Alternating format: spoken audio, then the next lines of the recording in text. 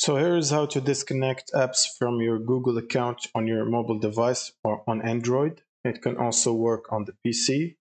So you should be already signed into your Google account on your Android device. Now we will need to open the browser. And from there, we want to click on our profile logo on the top. And then we want to click on your profile picture again on the top. You should click on it under your You and Google. Click on this. Now scroll all the way down to the see manage your Google account. Now you should tap on this. And once you're in this page, you should scroll to security section.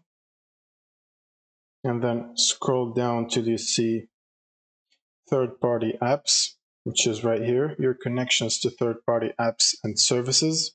And then you want to click on see all connections. Now from here, you want to search for the app that you want to disconnect by name.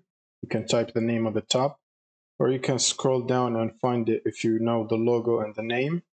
And then you want to click on the app like that. Now scroll down and click on delete all connections you have with GC Trader or whatever app name you selected. And you should be prompted to confirm this action. And once you confirm it, it should be removed from this list and disconnected from your Google account. And that's pretty much it. Thank you guys for watching and subscribe.